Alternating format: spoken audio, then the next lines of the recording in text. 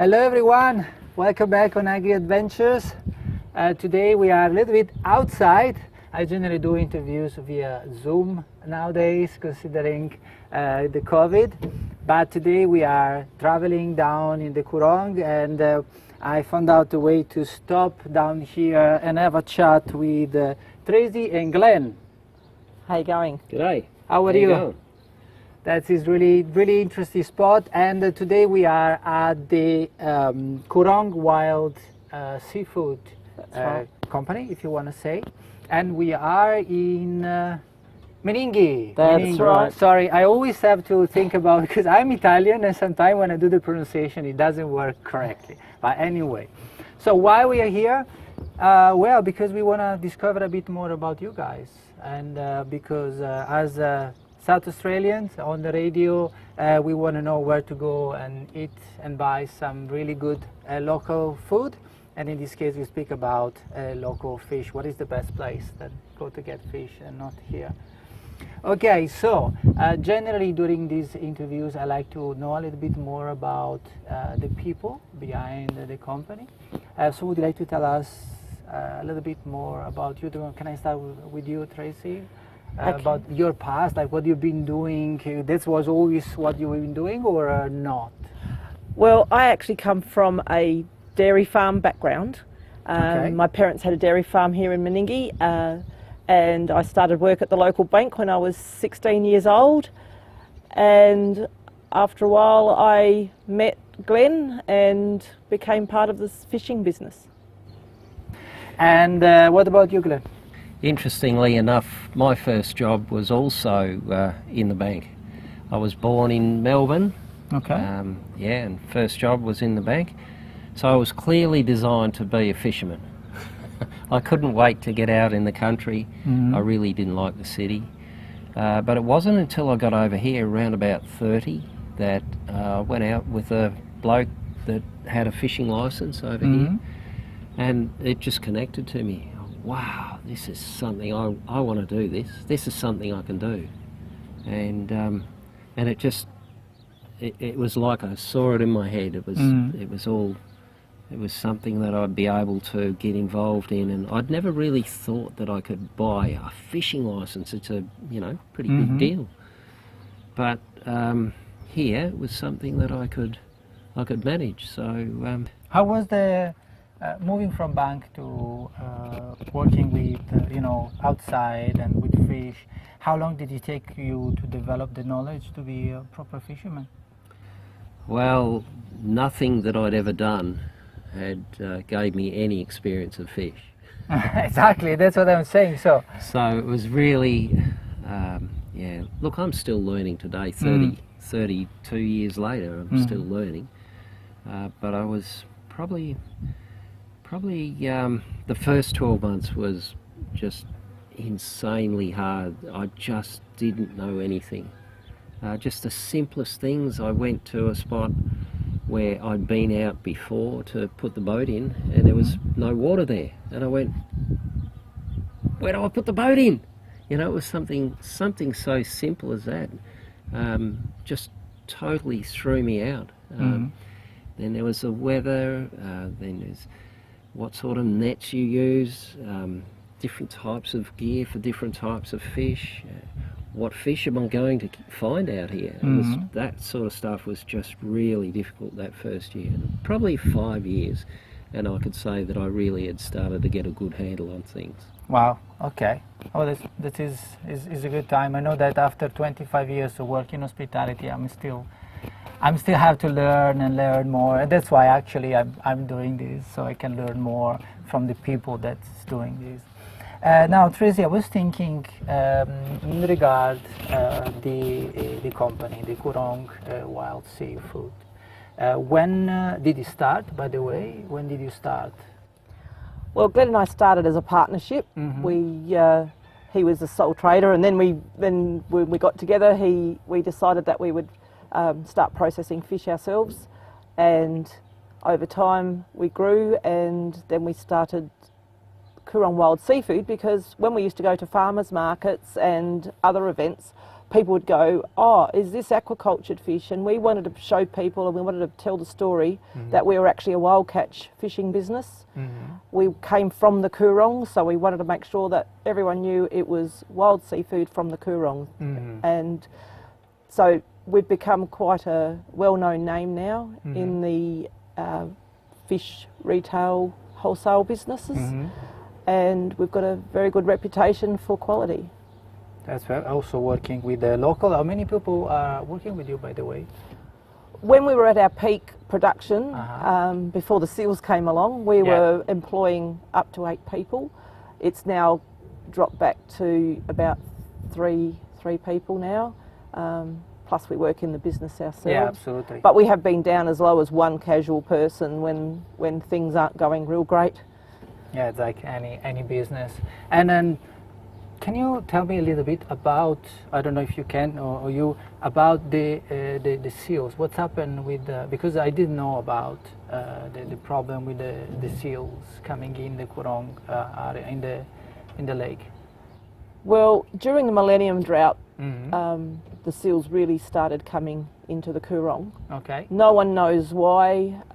There's been quite a few theories that the population has just increased and they were looking for other areas to populate. Some people said it was the dredges at the Murray Mouth that they had to use to keep the Murray Mouth open that may have attracted them in. Needless to say, when they discovered that there was some people called fishermen with nets that caught fish for them, they decided it was a very attractive place to stay. Yeah, absolutely. No predators, so therefore the impact on the fishing industry has been catastrophic. So in this case is a bit of the opposite. So generally we showcase to people the damage that the human being is doing to the planet, but in this case also when you have a overpopulation of some specific animal space can be a problem for humans too, because there is a connection between what you do, what you've been doing. You had between 4 to 8 people working over here, and then those are paid. These people were getting money from the job they were doing, and then they were paying their expenses. So it was sustaining the local community. And then so it's so interesting because in AgriAdventures I like to showcase what is real connection between food and us, and it's not always, you know, beautiful flowers, and it's always is a problem correlated with that. But anyway, okay, so for people that will be interested to get your fish, I mean the fish that you catch in the Coorong, where do they can find it? Well, we have a cooperative called Fairfish that we supply. Yep. It's a fisherman direct supply model that people can just order fish or find a retailer that has the fish.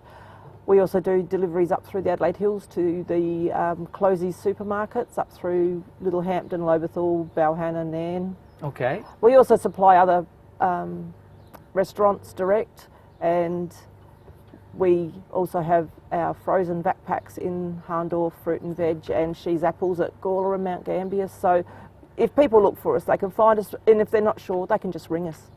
Okay. Or so come on down. Come here and... That's probably a good thing to do. When you're coming over, you can come and stop, buy some fish. Yeah, we sell from the door, and of course at the same time we can talk about any of the issues that people want to ask, as hard as they are, or what we've been up to this week. You know? Absolutely. So you have the first fish cellador that I've been in my entire life, I can say. That's pretty cool. So you mentioned before, what's your website, just to find where you are and what they can find? Okay, well, we actually run 2 websites. One is for our fishing business, which is called Coorong Wild Seafood. But if people want to come and do a behind-the-scenes factory tour and tasting, we actually have a tour business as well called Coorong Wildside Tours. Okay, so listen well, it's not just fish to take home, but you can actually come over and have a real fish experience. Well, we even can cater for lunches. If we have a minimum number of 4 people, we'll actually cook lunch for you. Okay, that's it. Would you want to add more, and then you're gonna take them fly? No, I'm just joking. Are you gonna take somebody around to the Coorong? We can actually take people out on a decky for a day tour. They can actually go out with Glen and experience what it's like to be a commercial fisherman on the Coorong. Wow. Okay. I don't know what to say now. I think you should come out with us, shouldn't you? Exactly. At this point, what am I doing? I mean, I must think. Okay. So, before moving on the next step, where do you want to go? Like, what's the vision that there is behind what you're doing? I need to really go back to what happened with seals. We had won the Delicious Award with our Coorong mullet, and we were also Producer of the Year at the same time. So we were right at the peak of everything. And it was just at the same time, at the breaking of the Millenial Draught, when it was difficult to catch fish, and the seals just came in big numbers. And it just destroyed our business. So we went from everything was there for us to we lost $1,000 a week. Wow. In that first. Yeah, so we really struggled to hang on, and we knew that we needed to find something else to do. It was, we fought and tried, but in the end we were never ever going to have the fishery that we had before, because simply put the powers that be don't want to change that. So tourism was the easy option, or not easy, but the most Logical. logical thing, because we talk about this to so many people. Exactly. And so I can talk. Exactly. You can share your passion. And we share our story, and we share our passion for not just the fishing industry, but for the environment and our local community as well. Absolutely.